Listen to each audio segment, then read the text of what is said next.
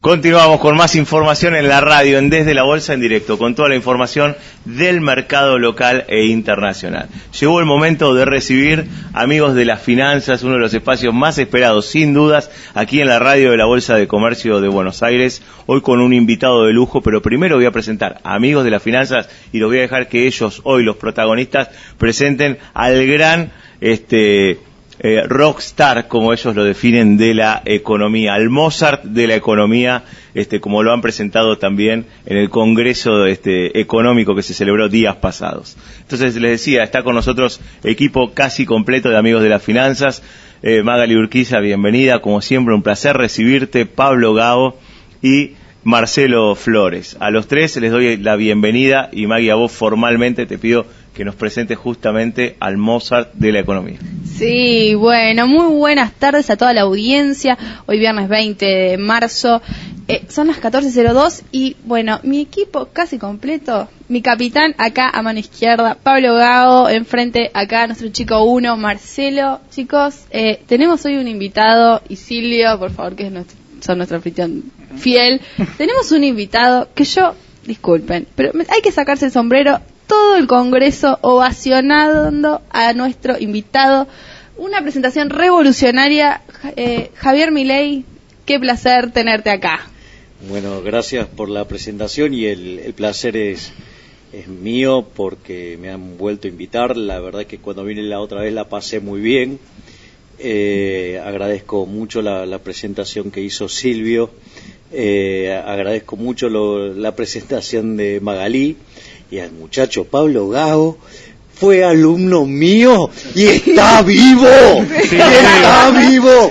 Sí. Fue alumno mío de matemáticas para economista y está vivo. O sea que no soy tan malo. Por supuesto, que es más vivo que nunca. Habla muy bien. No solo que habla muy bien, Javier, sino que además ha presentado aquí en la Bolsa de Comercio de Buenos Aires, y nosotros y quienes siguen a la bolsa realmente tienen un respeto y una apreciación muy grande, unos modelos para invertir y para la toma de decisiones de inversión realmente muy importantes, y quiero que sepas que parte de eso es mérito tuyo, así que después compartan regalías. Profesor en la parte compartan regalías, por favor, compartan regalías. Sí. Hay mucho matemática y micro en los modelos. Bueno, entonces está claro que estás deformado por, digamos, el paso de lo que significa pasar por mis cursos de economía matemática. Javier, el Congreso pasaron realmente los principales protagonistas, creo yo, de lo que respecta con la economía, las finanzas y las inversiones. Sin embargo, a la hora de lo que el común de las personas, de quienes han participado y han asistido, han coincidido plenamente, es que has recibido una ovación espontánea y unánime por la presentación que has realizado ahí, por los conceptos que has vertido y además, por supuesto, por tu visión, sin ningún tipo de tapujos en lo que fue la expresión máxima respecto justamente a tu visión económica para este momento de la Argentina. Creo que eso tiene un valor de extremada importancia. La verdad es que, por supuesto, muchísimos de quienes nos siguen ya te conocen. Me gustaría, y nos gustaría, Magui, sí. si nos permiten, justamente poder compartir parte de esa presentación. ¿Qué te parece aquí en la radio? Sí, y yo creo que déjame agregar un concepto que me parece que define a la presentación de Javier, que es la palabra transgresora. Javier pudo plasmar en una presentación de 20 minutos la realidad global de nuestro mundo en la actualidad, que si bien para el común de las personas, muchos lo ven como ciencia ficción, y también por eso es muy interesante el camino que hizo Javier para hacer la presentación, en donde él arranca dando una comparación desde el año 0, y ahí, Javier, bueno, te invito a que por favor compartas lo que fue la presentación con toda nuestra audiencia. Sí, es un placer hacerlo. Igual, digamos, hay que poner el output, ¿no?, digamos, final de lo que fue la presentación. Hay que tener en cuenta que esto fue posible gracias a la gente de INVEC, ¿no? Es decir, acá el papel tanto de Esteban Domecq como de Matías Sturt es muy importante, porque, todos somos buenos técnicos con el resultado opuesto, pero la verdad es que fue una apuesta grande la que ellos hicieron de incorporarme en un panel de economía internacional para hablar de tendencias internacionales y jugarse a que el cierre de la presentación fuera sobre un tema por lo menos controversial para quienes están muy afianzados en lo tradicional, ¿no? Entonces, eso hay que reconocerle a los organizadores, que ellos me dieron el cierre del panel, eso hay que reconocérselo, eso es de una valentía, ellos se jugaron, afortunadamente salió bien, la gente lo recibió bien, y después una de las cosas que te pasan en estos congresos es que en general todos más o menos tienen una visión homogénea, o sea, vos, desde un lado, desde el otro, pero están todos discutiendo el mismo tema, y entonces lo que digo es que en cierta manera hasta corrí con ventaja, porque yo lo que hice fue hablar del futuro, y de un futuro que está cambiando radicalmente como es el mundo, y la realidad es que la gente no se da cuenta, porque ¿qué es lo que pasa? O sea, los seres humanos no nos adaptamos rápidamente, o sea, nosotros venimos con una estructura de hardware físico bastante antigua, que ha evolucionado poco y nada, entonces, adaptarnos y lograr ver esos cambios demanda, un ejercicio de apertura no convencional. Entonces, cuando vos vas y le presentás a la gente postales de un posible futuro y la gente, se siente estremecida, o sea, esto a mí me pasó también. El tema es cómo vos recibís este tipo de cuestiones. Sí. Yo hace aproximadamente 2 años, tuve la fortuna de ir a exponer al World Economic Forum. La primera vez que expuse. Entonces me invitaron a presentar sobre demografía y crecimiento. Y cuando fui a exponer, tuve la fortuna de conocer a un profesor de la Universidad de la Singularidad, de quien soy amigo hoy, que se llama José Luis Cordeiro. Entonces, yo en ese momento hablé con José Luis, quedamos en contacto. Yo quedé muy impresionado en ese momento porque, así como Magalí menciona el hecho de que yo trabajo desde el año 0, cuando miro los números, yo me baso en el trabajo de Angus Madison. Entonces, cuando yo le empiezo a contar a José Luis lo que yo había hecho y todo, y entonces yo no quería ser molesto, porque a veces lo que a uno le parece interesante puede que para los otros no. Entonces freno y le digo, discúlpame, ¿te interesa lo que estoy diciendo? Porque quizás te estoy aburriendo, y la verdad que es un tipo que todos tenemos tiempo escaso, un tipo importante, o sea, escuchándome a mí, y me dice, no, a mí me encantan todas estas cosas, me dice, porque yo trabajé con Angus Madison. Cuando me dijo eso, claro, yo creo que el maxilar inferior mío llegó hasta el tercer subsuelo, claro, o sea, no podía creer, o sea, claro, él había hecho una de las partes de esos números con los que yo, vivo fastidiando todo el tiempo. Entonces, o sea, imagínate, era alguien que había gestado insumos para que coma, ¿no? Entonces, eso fue verdaderamente un golpe de suerte increíble en mi vida. Porque yo, tenía cierta afinidad con la teoría del crecimiento. En general tenía la afinidad básicamente desde la estructura matemática, la estética de la matemática de la teoría del crecimiento es formidable. Entonces eso a mí me generaba mucha atracción.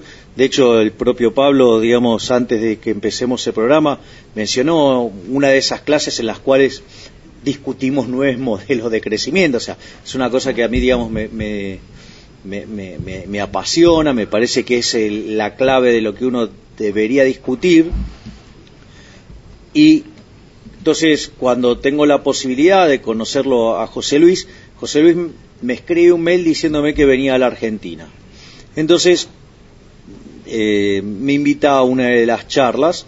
Entonces yo me acuerdo que fue unos días después del aniversario del nacimiento de Milton Friedman, que en todo el mundo se festeja el Día de la Libertad, que es el 31 de julio. De hecho hay charlas en internet mías hablando en lo que fue en los festejos del año pasado sobre el propio Milton Friedman, y ahí él pasa esa filmina y pone un video, que es el video del especial de History Channel que se llama Vida Eterna.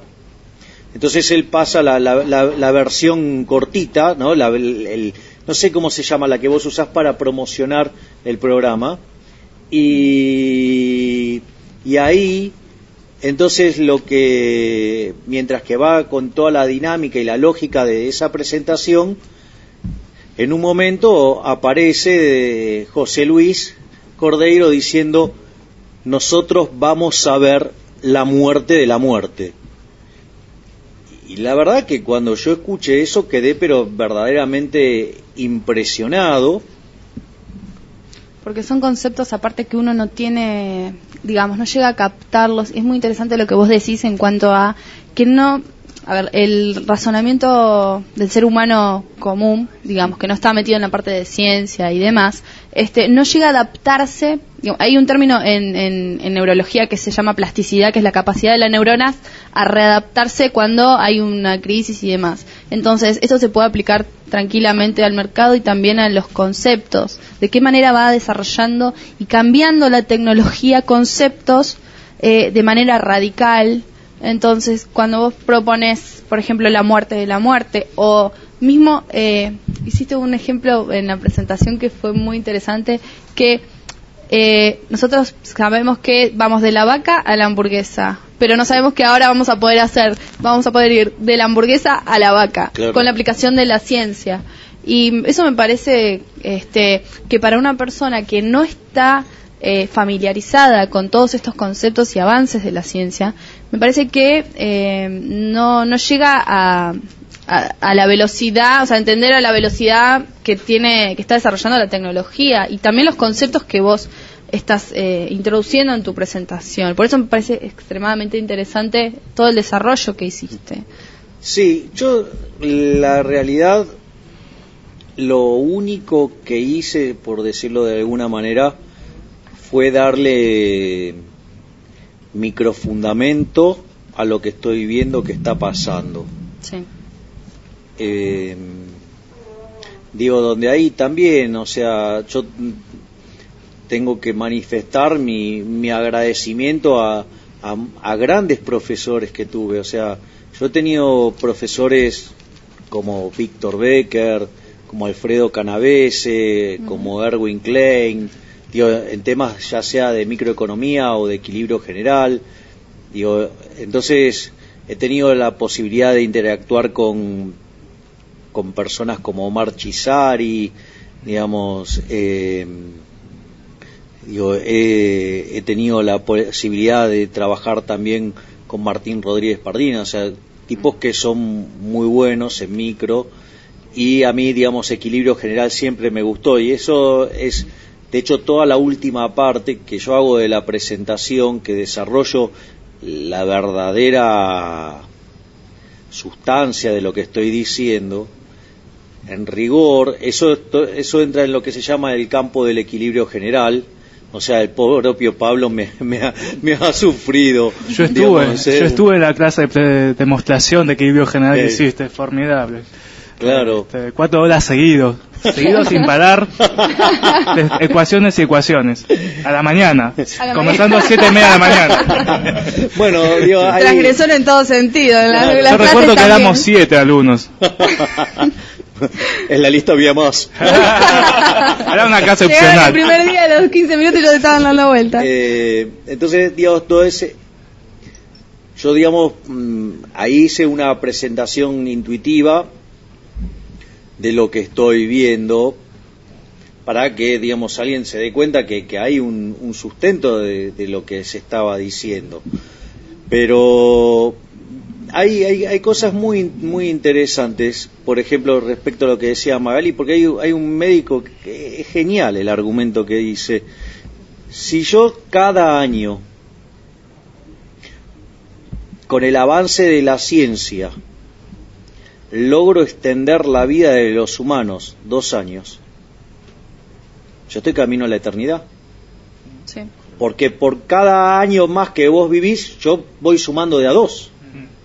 Entonces, en algún momento, ¿sí? Digamos, eso te permite llegar hasta el infinito. Es decir, es como que, mirá, ganémosle 1 año más a la parca y total, digamos, en el mientras tanto vamos a tener avances que van a permitir adelantar 2. Entonces, digamos, vos con esa carrera podrías llegar muy rápidamente, o si vos querés, a este argumento de lo que es la vida eterna. Las clonaciones. Sí. Porque eso también, digamos, porque vos hay un punto, hay una señora que justo le preguntaba por el tema de los recursos. Yo les comento a la audiencia, cuando una vez que Javier terminó su presentación, se habilitaban las preguntas, y una de las, dado el concepto que Javier nos presentó sobre la eternidad y sobre la prolongación de la vida, era digamos, uno de los cuellos de botella, que era la característica de recursos finitos que existen en lo que es el mundo.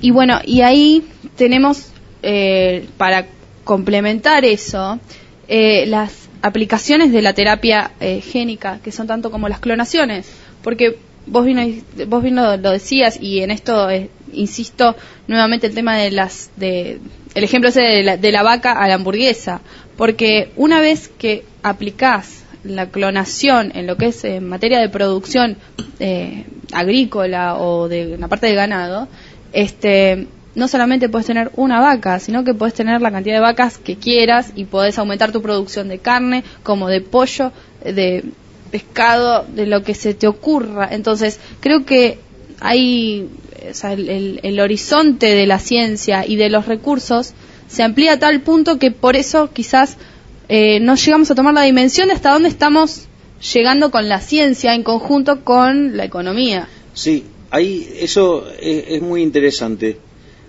Yo, digamos, voy a retomar donde tomamos el argumento, y yo voy a volver sobre lo que vos estás diciendo. Uh-huh. Una de las cosas es, nosotros, la verdad es que lo que tiene que ver con el tratamiento médico que tenemos del cuerpo, estamos en una situación, digamos, bastante pobre, por decirlo de alguna manera. Totalmente. Porque es cierto que en los últimos 100 años, o sea, en un país desarrollado la expectativa de vida era de 45 o 50 años, y hoy, digamos, o sea, estás en un número verdaderamente que casi lo duplica. Pero al margen de esa situación particular en eso, digo, ¿qué es lo que pasa? Nosotros nunca incorporamos, por decirlo de alguna manera, el efecto de los ordenadores sobre la salud. Esto es muy importante con lo que es el estudio del ADN, ¿no? Digamos, cuando en el año 1990 Clinton encara el proyecto del genoma humano, el proyecto tenía 15 años. Digamos, iba a extenderse por 15 años. Lo interesante es que habían transcurrido 11 años y solo se había avanzado el 1%. Y el proyecto terminó a los 13 años, o sea que de repente, digamos, el conocimiento del mismo explotó. Porque eso tiene que ver con lo que se llama las dinámicas exponenciales. Cuando ustedes toman las dinámicas exponenciales, en realidad, aun cuando crezca a un ritmo exponencial, sí, en las primeras etapas se ve como algo chiquitito, claro, y digamos, y después es una pelota fenomenalmente grande. Entonces, eso, digamos, nosotros recién ahora estamos empezando a introducir el avance tecnológico. Entonces, por ejemplo, uno cuando lee este tipo de libros, por ejemplo, uno podría leer La física de lo imposible o La física del futuro de Mikio Kaku, o puede leer, digamos, La singularidad está cerca de Ray Kurzweil. Digo, cualquiera de ellos, por ejemplo, el tema de la tienda de órganos. El tema de la tienda de órganos es algo que a nadie, digamos, o sea, le llama la atención. O sea, una situación donde toman un pedacito de tu piel, de ahí van para atrás, generan tus células madres y de ahí, digamos, generan el órgano que quieran y te lo imprimen en una impresora 3D. Entonces, vos decís, no, bueno, pero esto... Digo, porque aparte, no te gusta cómo está funcionando tu órgano, lo cambias y te pones otro. La sangre artificial, ese es otro de los avances en Israel. Claro. Entonces, ¿qué es lo que sucede? Cuando vos te encontrás frente a esa situación, o sea, por ejemplo, una persona que, no sé, un trasplante de corazón, tiene que vivir con 70, 80 pastillas por día de inmunosupresores, o sea, es una, está bien, la alternativa es que estaba muerto, pero la calidad de vida que esto implica no es menor. O por ejemplo, los avances en robótica, ¿no? El otro día, o sea, que te generan brazos robóticos que vos los podés manejar ya con el cerebro, o sea, claro. Entonces, nada, uno lo veía que estaba como una situación experimental, lo veía, las pruebas, todo. Ahora el otro día sale una noticia, es formidable, un nenito nació sin un brazo, nació directamente sin un brazo, y el nenito, es un fanático total de las películas de Iron Man. Entonces el sueño del nenito era tener el brazo de Iron Man. Entonces desarrollaron por $2 millones un brazo, el brazo de Iron Man para el nenito. Entonces lo llevan con el actor que hace de Iron Man y le regala el brazo. El nene se pone el brazo y le funciona como el otro. Entonces, claro, tiene la forma del de Iron Man. Ahora, yo te digo, con tu célula madre, te pueden replicar tu propio brazo. Claro. ¿Me comprendés? Y le ponen el componente robótico y funciona como, no te digo que todavía hoy ya funcione como tu brazo a la perfección, pero empieza a resolver, varias cuestiones, tanto funcionales como estéticas.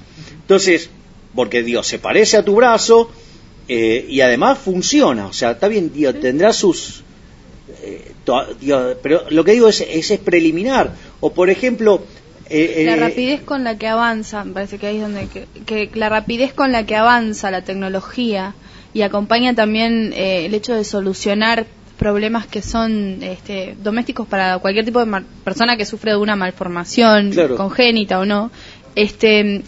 Yo leí un artículo hace poco que decían que el mundo de hoy, de acá a 5 años, va a ser completamente distinto. Bien, con el uso de aplicaciones de estas tecnologías que vos estás diciendo. Claro, porque lo interesante es que estas cosas, que a una persona, que anda por la vida sin interesarse en estos temas, le parecen totalmente sacadas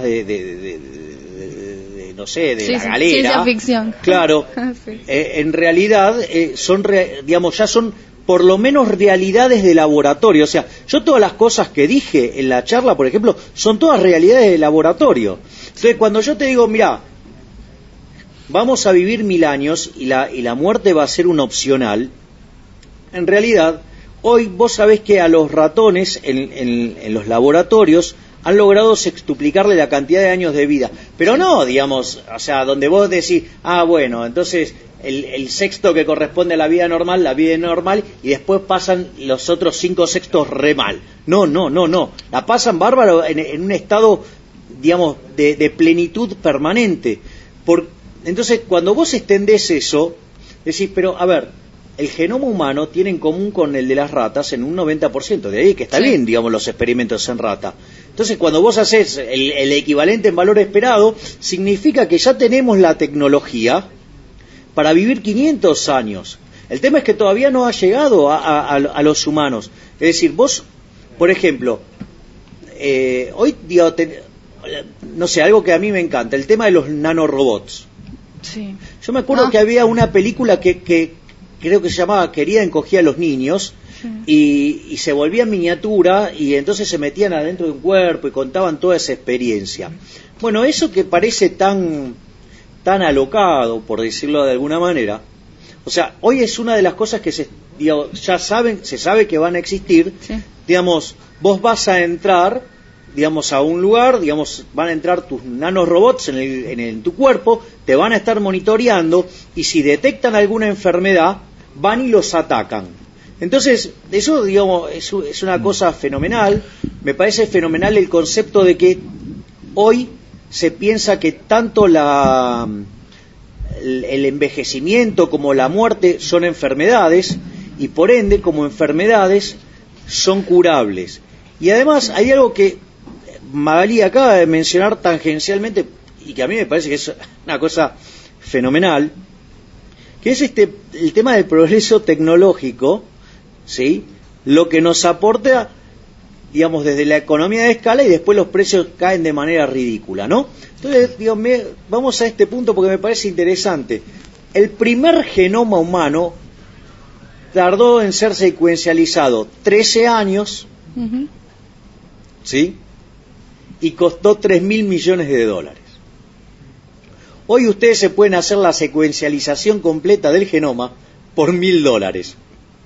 Claro. Y hacen la secuencialización parcial por $100.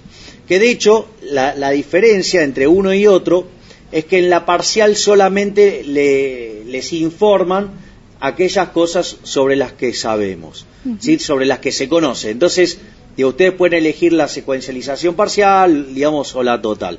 Que sería muy bueno que todos empecemos a secuencializar nuestro genoma, porque eso, ¿qué es lo que va a permitir? Va a permitir que empecemos a tener conciencia, o sea, va a empezar a permitir el cruce estadístico de las enfermedades y las identificaciones, y eso va a permitir mejorar nuestra salud. Entonces, me parece que ese tipo de cosas, es cierto, parecen de ciencia ficción, pero, o por ejemplo, la película Gemelos. ¿Cuál era la lógica de la película Gemelos de Danny DeVito y Arnold Schwarzenegger, donde Danny DeVito es la resaca genética, por decirlo de alguna manera?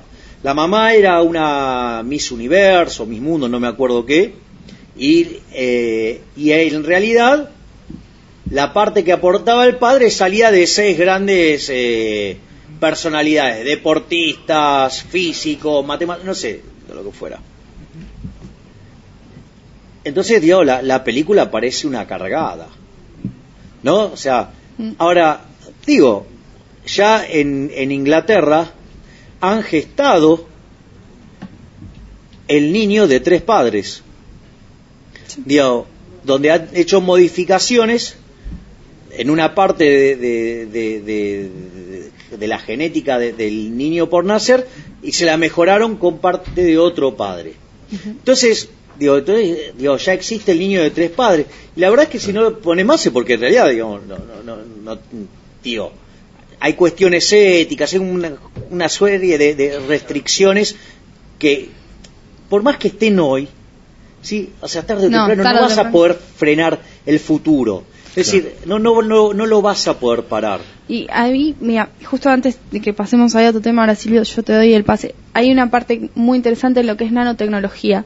Bueno, yo soy seguidora de biotecnología, es mi sector. Y déjame aclarar una cosa. La nanotecnología ya se está aplicando hoy en día, y más o menos para que tengan noción. Lo único que le falta corregir a lo que son los científicos que programan más o menos dentro de acá a 2 años y medio para que salgan, es que las nanotecnologías puedan ingresar en el cuerpo y detecten, digamos, que tengan ya un target programado.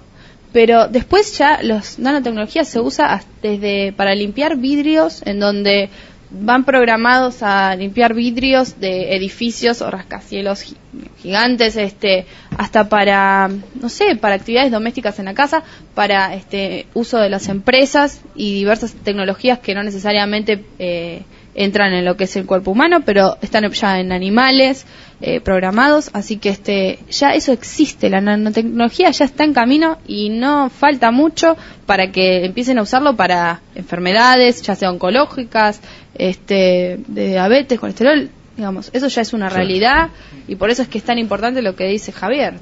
Es que lo que vos vas a ver es que en los próximos 50 años esto va a ser totalmente distinto. Exacto. Es decir, lo que dice Magali, digamos, eso es muy importante, que tiene que ver con lo que Ray Kurzweil llama la ley de los rendimientos acelerados. La ley de los rendimientos acelerados lo que dice es que vos tardás un determinado tiempo por encontrar un hito que se vuelve algo que genera progreso, ¿sí? ¿Qué hace el humano, digamos? Toma ese resultado y lo empieza a aplicar para nuevos resultados y consigue un nuevo hito de una manera mucho más rápido. Por eso hay yo presenté una serie de gráficos que muestra la cuenta regresiva hacia la singularidad. Entonces cuando vos lo pones en la escala normal, vos ves una línea recta y que de repente cae violentamente. ¿Sí? Entonces lo que dice, bueno, mire, este gráfico, así como usted lo ve, es imposible de racionalizarlo. Entonces lo que hace es lo pone en términos logarítmicos, ¿sí? Y parece lineal, pero tampoco es verdaderamente lineal, porque los ejes arranca de 10.000 millones de años, ¿sí? A 1.000 millones de años. Entonces, ¿qué pasa? Cuando vos haces el primer cambio ahí, ¿qué tenés? ¿Sí? 9.000 millones de años. En el segundo cambio, ¿sí? Tenés 900 millones de años. En el tercer cambio tenés 90 millones de años. Después tenés 9 millones de años y después terminás pasando de 100 años a 10 años, ¿sí? Y ahí tenés 90 años y lo que vos ves es que eso, digamos, está, por ejemplo, ¿cuál fue el último hito? ¿Sí? Por decirlo de alguna manera. Voy a decir cuál fue el anteúltimo para decir ahora cuál fue el último, ¿no? Y a mí que me parece que esto es fenomenal, digamos, y la gente no está tomando conciencia de esto. El último granito que tuvo, digamos, que tuvo la humanidad fue el de pasar de las computadoras, ¿sí? Al genoma humano. ¿Sí? Ese un gran hito. Bueno, hoy tenemos un hito nuevo que está destinado a revolucionar nuestras vidas por completo, que son las impresoras 3D. Sí. Entonces, las impresoras 3D imprimen órganos, imprimen comida, es el caso de la hamburguesa, pero hay un restaurante en Barcelona de comida con impresoras 3D, ¿sí? E imprimen casas.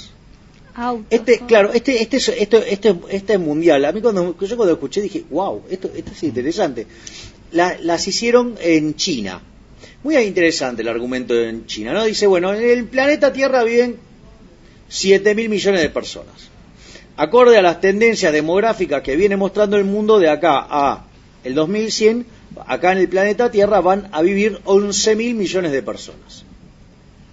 Entonces dice, bueno, si cada una de estas personas, acorde a las tendencias demográficas, acorde a las tendencias de las composiciones de la familia y todo, se necesitan X soluciones habitacionales. Si la cantidad de soluciones habitacionales que se pueden generar por unidad de tiempo son X, va a haber un montón de despioles de gente que no va a tener dónde vivir. Entonces dice, necesitamos cambiar la forma de generar otra manera de construir. ¿Qué hicieron? Desarrollaron impresoras 3D que imprimen casas. Sí. Esas casas son casas de 220 metros cuadrados y además esas casas sí cuestan 4.000 euros. Que, claro que son muy accesibles. Entonces salió una persona de muy pocas luces, por decirlo de alguna manera, a decir, pero mirá qué fea que son esas casas. Bueno, también tendrían que ver las condiciones bajo las cuales viven los chinos, ¿no? Claro. Entonces, a esa reflexión poco feliz, les contestaron haciendo una casa en Inglaterra por 80.000 euros, que te cae digamos, con la parte de atrás fuerte. Y hoy existen en Estados Unidos mansiones en California hechas con impresoras 3D por $150.000. ¿Te parece avanzado? No. ¿Por qué? Porque en Corea del Sur ya están viendo cómo diseñar ciudades completas con impresoras 3D. Y lo interesante es que esto de la impresora 3D, que revoluciona fenomenalmente lo que va a ser el futuro, es que ya son viejas. Sí.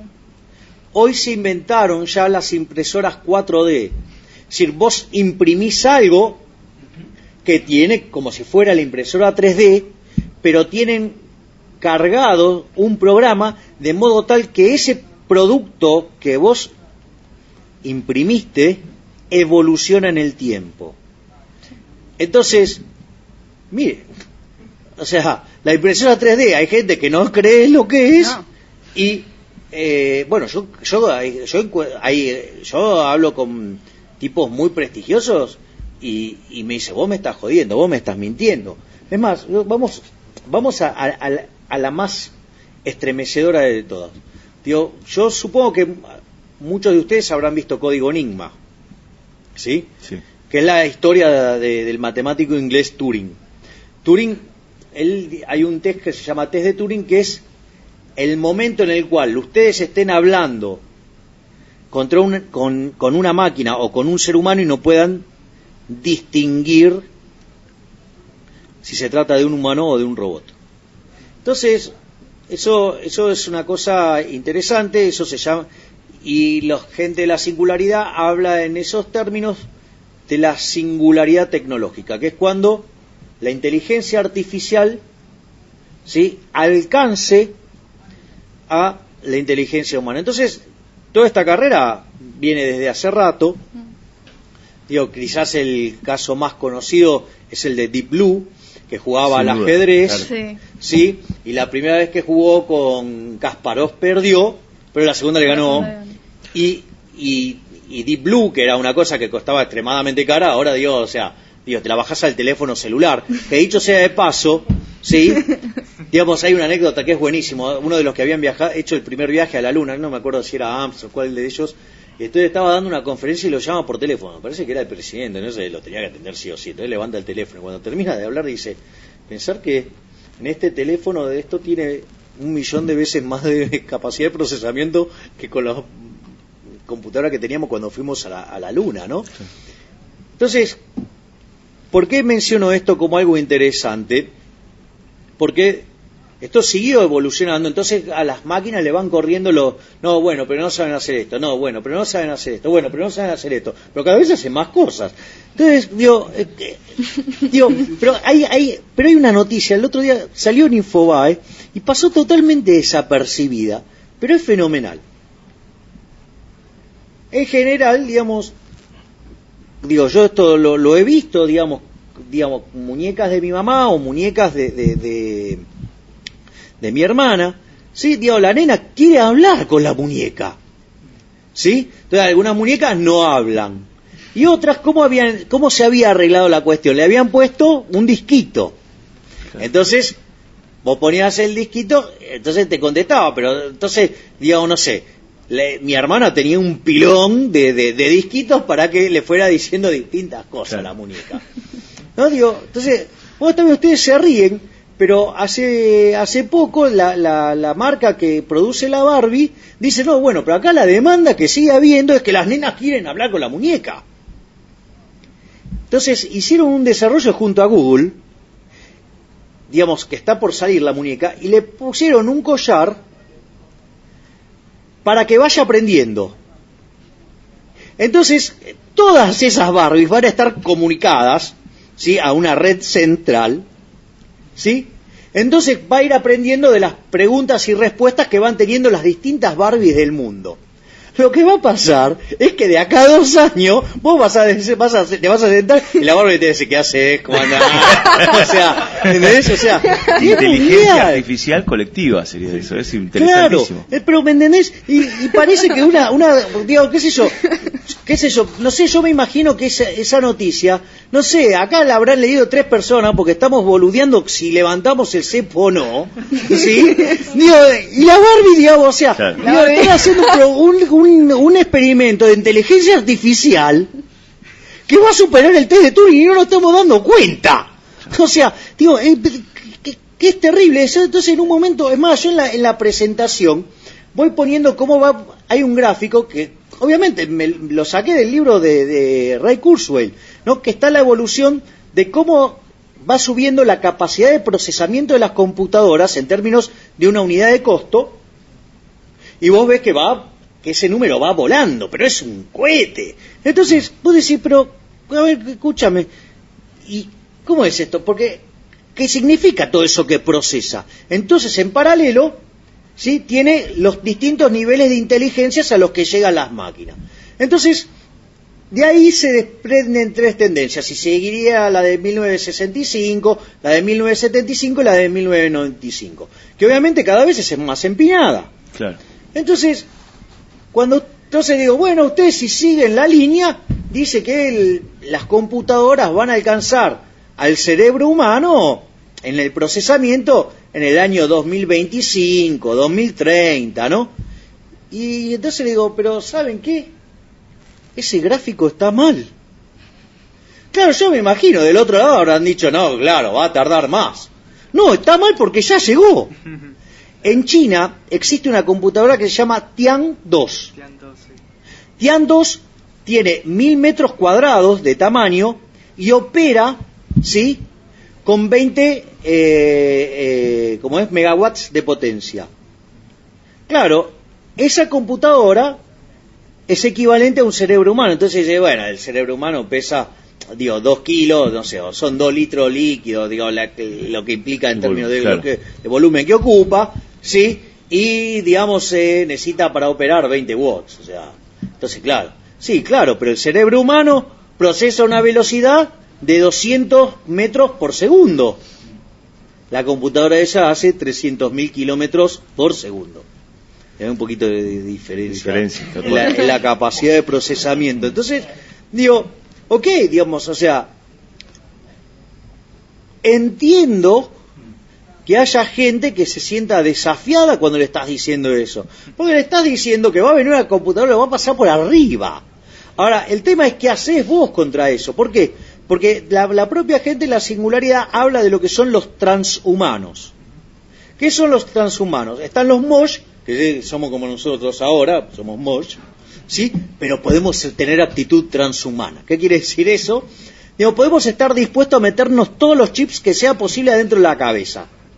Eso lo que va a permitir es que podamos incrementar nuestra capacidad, ¿sí?, y nuestra inteligencia en 1000 veces cada cosa, ¿sí? O sea, 1000 veces nuestras capacidades, 1000 veces la inteligencia, o sea que en términos prácticos vamos a ser 1.000.000 de veces más inteligentes. Entonces, vos te querés poner a ver el futuro, a ver qué va a pasar en el futuro. Mira, lo que va a pasar en el futuro no vas a entender. Es imposible que lo entiendas. Porque, si vamos a ser 1.000.000 de veces más inteligentes, o sea que nosotros vamos a ser, como somos hoy, 1.000.000ª parte de eso, yo hago una pregunta. Entre el genoma humano y el del mono, hay un punto porcentual de diferencia, y con ese punto porcentual miren el quilombo que armamos. Imagínense, alguien 1.000.000 de veces más inteligente, ¿lo puede imaginar? No hay forma de imaginarlo, claro. No hay forma, no tenemos forma, o sea... Tenemos una capacidad finita para lo que viene, de imaginar lo que viene, sin duda. Claro, de hecho, si ustedes se fijan, cuando yo arranco la charla, ¿qué es lo que propongo? Yo propongo un viaje en el tiempo. Le digo, bueno, a ver, no sé, vamos a hacer, yo les propongo hacer un viaje en el tiempo. Entonces viajamos al año 0. ¿Sí? Y vamos y presenciamos el nacimiento de nuestro Señor Jesucristo. Están ahí en el pesebre y lo ven nacer a Jesús. Lo primero que pasa, ¿qué es? Y hay rumores, como esto de virginidad, de la Virgen María. Entonces, para. y vos le decís, yo vengo de un lugar donde esto es posible. Es decir, yo puedo generar criaturas de laboratorio.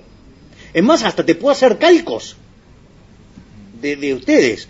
Y mirá si, porque los clonás. Que no está permitido, pero que es posible. Entonces vos decís, pero che, pará, ¿de qué estás hablando? No, pero es más, hay hijos de 3 padres ahora. Y sabemos que podría ser de más. Claro.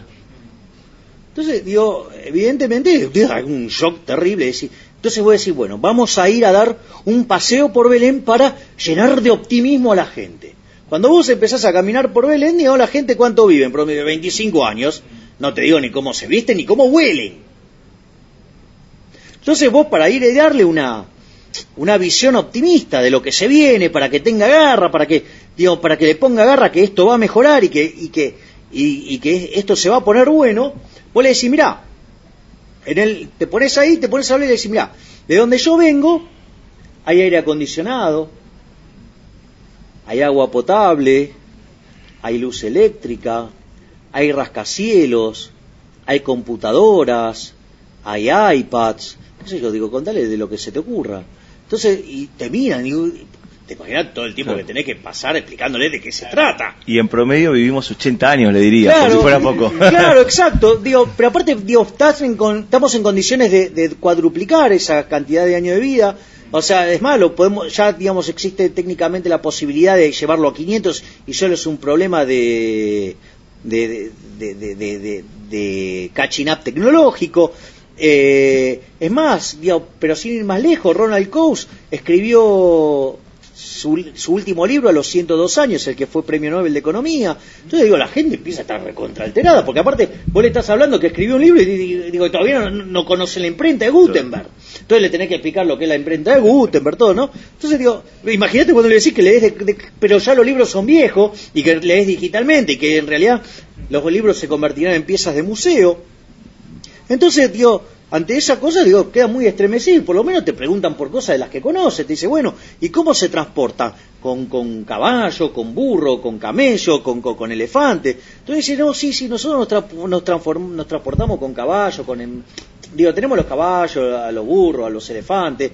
Es más, estamos por volver a la vida un mamut. Si quieren, eso después se la cuento. ¿Cómo es? O sea, estamos técnicamente en posibilidad de traer un animal de la prehistoria al presente. Sí. Pero ¿sabes, Javi, discúlpame que te interrumpa, ¿sabes? Me parece lo que está pasando en lo que es la sociedad, más que nada, es que además si vamos al aspecto práctico en cuanto al común, el temor a la pérdida, el cambio implica una pérdida, esa pérdida implica empleos. Entonces, pero eso yo lo quiero levantar, sí. Pero por eso quiero seguir con el tema del viaje del tiempo, perdón. Porque para que tomemos conciencia de esto, porque cuando tomemos conciencia de esto nos vamos a dar cuenta de que esos temores no tienen sentido. Entonces, ahí el punto es el siguiente. Entonces te preguntan por todas esas cosas y sí, nosotros tenemos todo eso, pero no lo usamos para eso. Nosotros nos transportamos en autos, en camionetas, en colectivos, en avión, trenes, sí. En aviones, sí, en megabarcos, ¿sí? Los tipos quedan totalmente estremecidos. Claro, con todo el tiempo que ustedes están tratando de explicarle eso, se hizo de noche. Y tienen el culo que ese día era luna llena. Y le dice, disculpe, me olvidaba. En 1969 años vamos a llegar a la luna. Yo creo que el revuelo que se arma, si la gente de ese momento tuviera previsión perfecta, los encierran durante 33 años y lo crucifican con nuestro Señor Jesucristo. O sea, claro. Ahora, ¿qué es lo interesante de esto? El mundo desde ese momento hasta el año 2000 multiplicó el PBI per cápita por 12,9 veces. Eso significa que la tasa de crecimiento del mundo fue per cápita, ¿no? 0,13%. O sea, a ver si 0,13%, y miren el megaquilombo que armamos. Claro. Ahora, el tema es, ¿pero eso fue siempre homogéneo? No fue homogéneo. ¿Por qué digo esto? Porque entre el año 0 y el 1800, el PBI per cápita creció nada más que 40%, o sea que lo hizo a una tasa del 0,02%. Sin embargo, cuando ustedes toman el siglo XIX, o sea, desde 1800 a 1900, el mundo creció al 0,65%.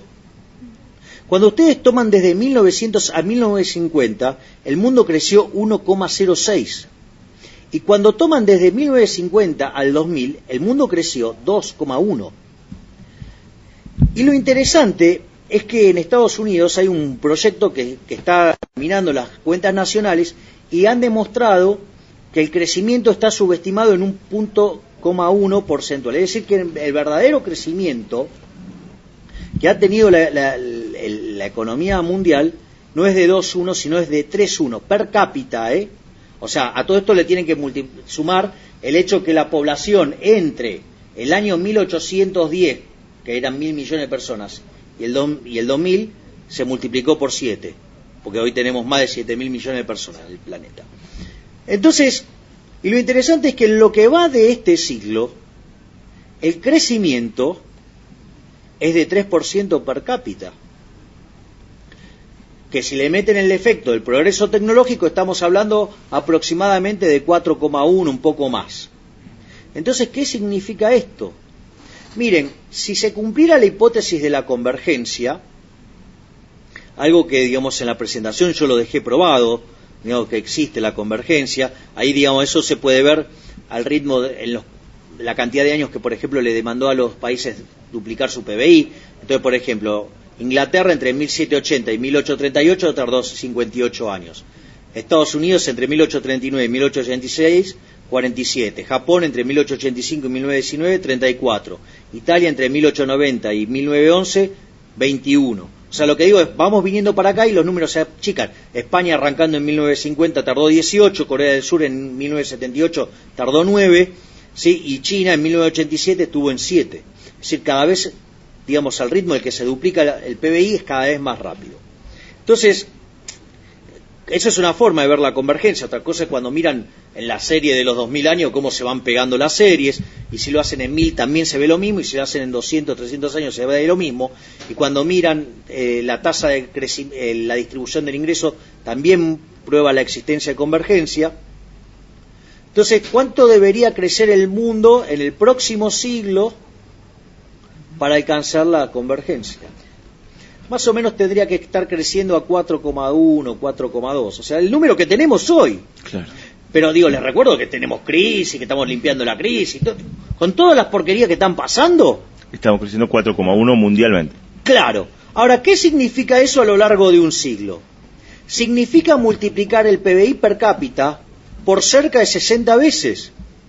Es decir, que en un siglo habremos logrado 4,5, casi 5 veces lo que logramos en 20 siglos de la humanidad. Entonces, si las personas que estaban en el año 0 no pueden entender las cosas que nosotros les estamos contando, ¿alguien me puede explicar cómo nosotros vamos a poder entender algo que es 5 veces más grande? Entonces, desde mi punto de vista, eso es una singularidad, para que más o menos se den un orden de magnitudes. Es decir, al PBI el que vamos a estar yendo a fin de siglo es 12 veces más grande que el que tiene Estados Unidos hoy, per cápita. Entonces, desde mi punto de vista, eso nos lleva a una situación verdaderamente de un nivel de abundancia fenomenal. O sea, y ahí también quiero levantar otro punto que hizo Magalí, que cuando hacen la pregunta típica de los maltusianos, que se te van a terminar los recursos y todas esas cosas. Porque es una pregunta recurrente, bueno, ya que hay tanto avance, tanta robótica implementada, ¿dónde va a quedar el trabajo humano y los trabajos? Desde ahí viene, imagino, Javier Milei, con quien tenemos el placer de conversar, Mozart de la economía aquí en la radio, el rockstar. Desde la bolsa en directo, amigos. Está todo bien, digamos, es el Mozart de la actualidad. Claro. Sí, digo, Javier Milei, economista jefe de Corporación América, con quien estamos conversando. Estamos en verdad escuchando muy atentamente, como seguramente a nuestra audiencia lo ha pasado. Hoy hemos logrado desde la radio, ya también con la otra visita, esta segunda visita, sin duda, me permito decirlo, Javier, un crecimiento exponencial en lo que se refiere justamente a los contenidos que desde la Bolsa en Directo brindamos. Podemos hablar desde crecimiento, de crecimiento sostenido en este viaje en el tiempo maravilloso que nos has hecho recorrer en todo este tiempo que nos has dedicado y que agradecemos realmente muy especialmente. Nos has permitido poder conocer muchas cuestiones que creo, como vos bien lo has señalado, que la Singularity University lo ha podido de alguna manera resumir y plasmar lo que en el mundo, en distintos lugares, si se quiere, tal vez en donde no confluían, como lo ha hecho la Universidad de la Singularidad, se venían desarrollando muchas de estas cuestiones que ahora permiten también un crecimiento exponencial. Y en este punto, digamos, me permito pensar en voz alta, entendiendo, creo yo, bastante de todo lo que acabas de decir, que realmente es muchísimo para ir procesándolo. O sea, creo que yo mismo me voy a convertir nuevamente en oyente muchas veces de este programa. Digo, ¿a dónde estamos desde ahí parados en términos de crecimiento económico respecto a también lo que es la distribución del ingreso, la distribución de poder compartir la calidad de vida? O sea, a mí me obsesiona, yo vengo del mundo de la ingeniería en sistemas, me apasiona absolutamente todo lo que has contado, y algunas cuestiones las he recorrido, me maté en la universidad, entre otras cosas, mostrando el funcionamiento de lo que es la máquina de tuning, que para mí había sido como una de las grandes maravillas que se ha podido comentar, y vos comentabas recién el modelo.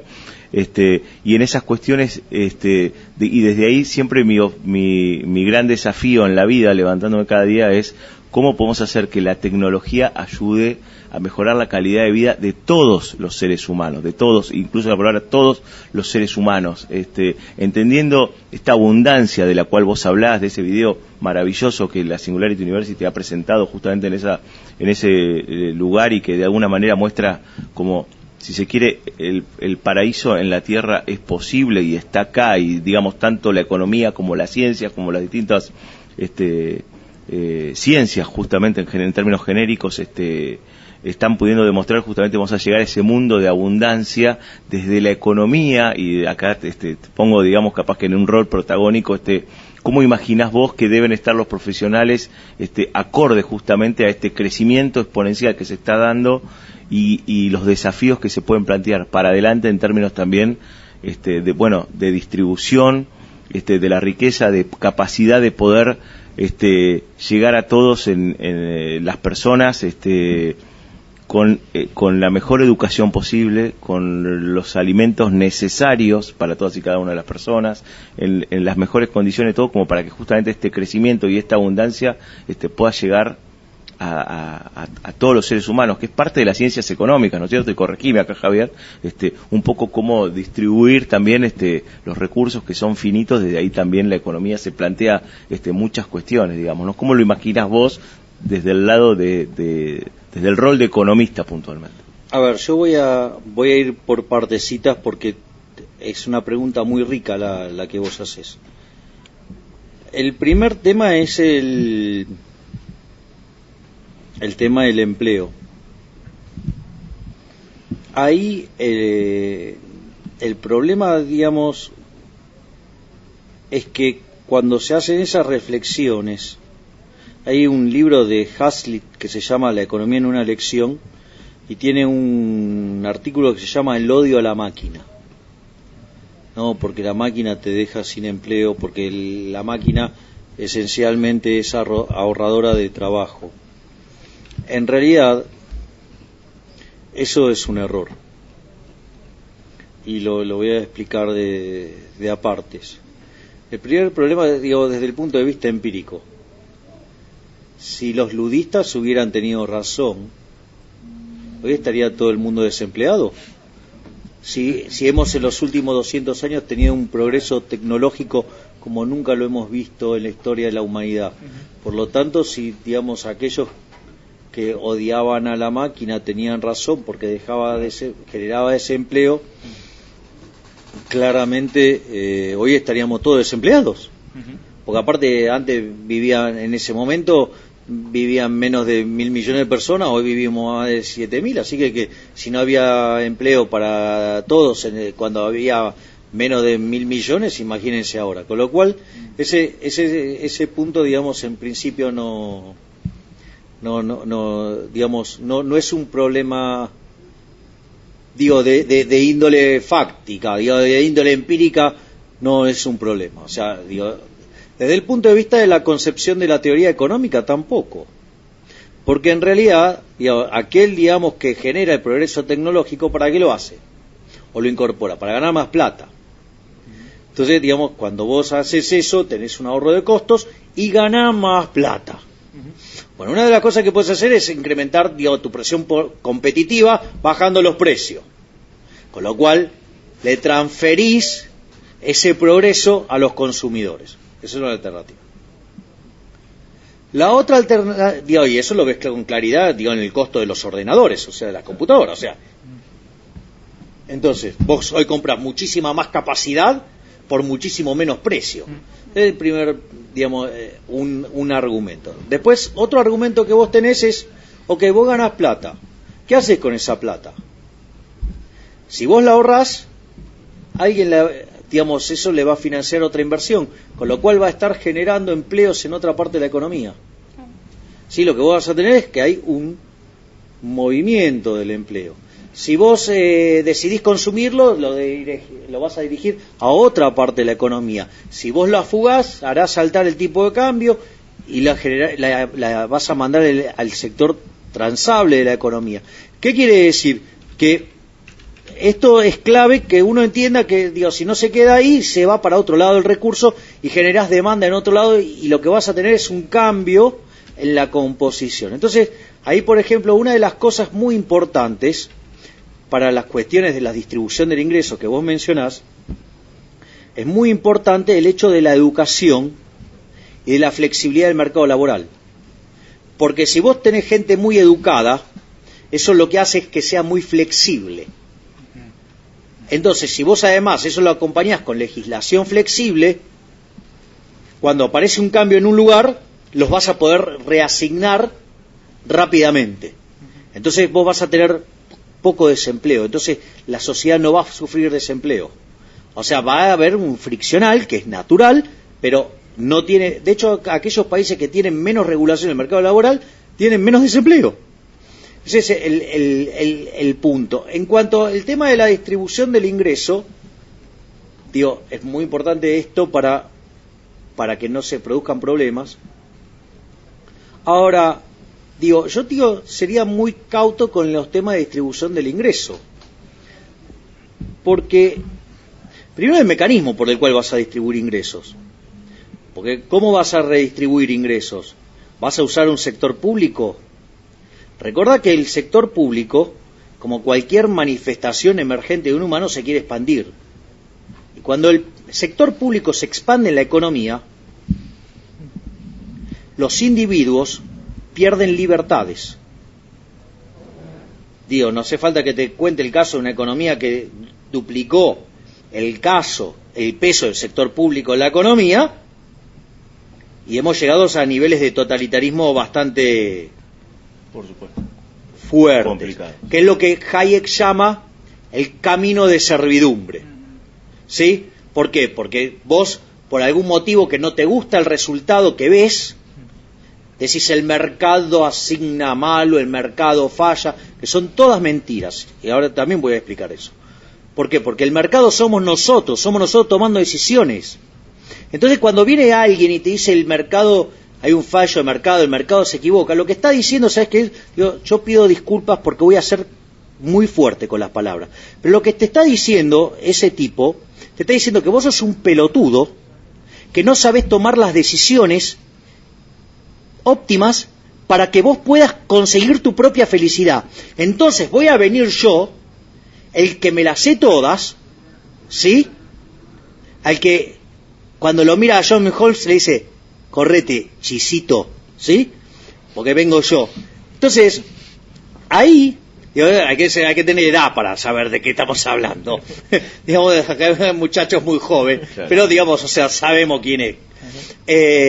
Entonces, al margen de esa situación, ahí vos tenés el problema de la fatal arrogancia. Es decir, ¿cómo es esto de que un tipo en un órgano centralizado va a saber mejor que yo cuáles son mis necesidades y cómo satisfacerlas? Con lo cual, cuando pasa esto, después se produce lo que se llama el fallo del gobierno. Por eso siempre que interviene el gobierno, con respecto a la situación original, en lugar de estar mejor, estás peor. Porque nadie va a tomar las decisiones tuyas mejor que vos mismo. Entonces, ese es el primer punto que no es menor. Y el otro punto que también, digamos, es clave, es que lo que vos vas perdiendo en términos de libertades individuales. ¿Sí? Y eso, pero eso después tiene un correlato. Porque eso lo que hace es dinamitar tu retorno. Y vos invertís porque podés ganar plata. Y cuanto más te incremente la presión impositiva para hacer este desastre distributivo, ¿sí?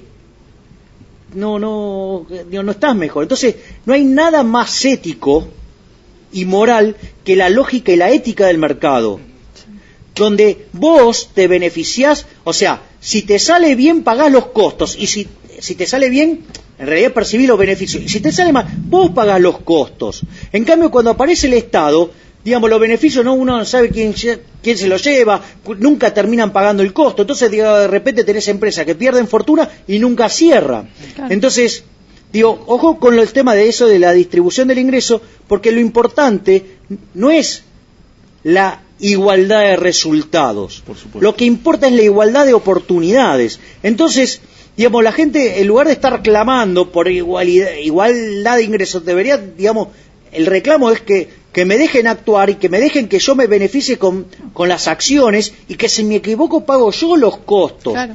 Entonces, y eso no es trivial, porque aquellos países que empiezan y manosean la distribución del ingreso, ¿sí?, terminan hundiendo las economías. O sea, ¿por qué no crece Europa? O sea, no, porque tiene un problema de esto. No, tiene un problema de una carga impositiva enorme.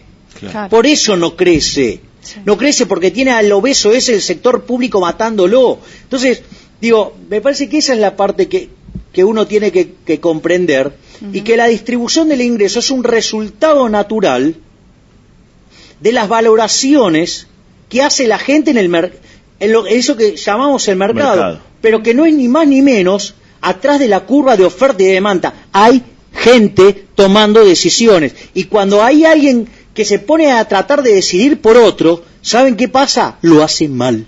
Sí. Y por ende, no hay nada que pueda potenciar más el crecimiento que la libertad económica, que la apertura comercial, que, digamos, el respeto de los derechos de propiedad, ¿sí?, y el respeto de las instituciones, ¿sí?, el respeto por la ley, y, digamos, y un sector público lo más chico posible. Claro.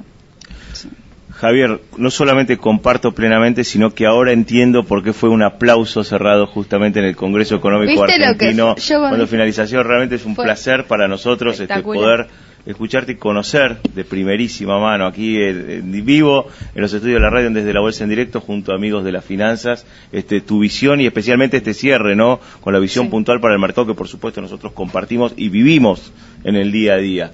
No quiero dejar, Javier, sin que tomen el rol los verdaderos protagonistas también, junto con vos, por supuesto, amigos de las finanzas acá, justamente este cierre, ¿no? Sí, no, la verdad, es transgresora, insisto, este concepto, porque la verdad que lo que nos presentó Javier en el Congreso no tiene precedentes en cuanto a la manera en que lo presentó, y fue muy claro, y también es una palabra súper autorizada para hablar en el tema, con lo cual eso es un referente para toda la audiencia. Entonces eso también haces que la gente tome mayor conciencia de las cosas. Por lo tanto, te agradecemos muchísimo que que hayas venido nuevamente acá a la radio. Te agradecemos haber venido. Mi equipo acá te saluda, y ya justo nos estamos quedando ya sin tiempo. Digamos, yo le quiero dejar 2 frases. La primera es que no sabemos cómo va a ser el futuro, pero lo único que sabemos es que va a ser mucho mejor. Sí. Y ligado a esto está lo que yo defino como singularidad en economía. Y esto está muy ligado a lo que vos decías, Silvio, con la situación de gran abundancia que nos pone de cara al paraíso. La economía dejará de ser la ciencia de administración de la escasez para convertirse en la ciencia del estudio de la acción humana bajo abundancia radical. Eso es todo. Increíble, Javier Milei, contundente como lo ha sido también en el Congreso Económico Argentino. Realmente un placer, Javier. Muchísimas gracias, de verdad, por brindarnos esta más que interesante visión y compartirla también con los oyentes de la radio Desde la Bolsa en Directo. Ahora entiendo por qué sos el Mozart de la economía, el rockstar para amigos de las finanzas. Realmente ha quedado más que claro, realmente sos muy gentil. Muchísimas gracias. Permitime, Javier, compartir, igual estamos completamente excedidos de tiempo, pero sin duda que los mejores tiempo invertido ha sido poder escucharte y compartir esta visión con los oyentes. No sé, Marcelo, Pablo, si alguna de las cuestiones que desde Amigos de las Finanzas hoy, desde el lado de las estrategias o del lado del mercado de Forex, en este caso, que tenían para hoy, quieren plantearlas o las podemos dejar para la próxima, ¿sí? Bueno, nada, entonces, el agradecimiento eterno, Javier, puertas abiertas de la radio aquí Desde la Bolsa en Directo para cuando nos puedas brindar tu tiempo, que para nosotros es realmente muy valioso y muy importante. Pablo Gago, muchísimas gracias. Gracias también por haber compartido esas vivencias con Javier Milei como profesor en tu caso, así que sí, un placer de estar acá escuchando a mi viejo profesor. Javier, sobre todo por lo de viejo. Después me contás cuántos modelos tiraste en el medio de toda esta charla, porque yo estaba haciendo cuentas y ya me perdí. La verdad que un placer de estar acá. Y Marcelo Flores, nosotros le decimos el número 1, ha sido elegido entre 16 personas en todo el mundo para representar justamente algunas cuestiones de trading muy importantes. Tiene una visión también muy importante de mercado que nosotros realmente respetamos y valoramos mucho, y te agradecemos también tu participación y tu visita aquí en la radio. Gracias. La verdad que aplauso para nuestro invitado. La verdad que quedó todo muy claro, y después algunas preguntas, pero te las hago off. Ningún problema. Muy bien. Así pasó, amigos de las finanzas. Javier Milei, nuevamente gracias, un placer recibirte, y nosotros continuamos con más información aquí en la radio Desde la Bolsa en Directo. Ya venimos.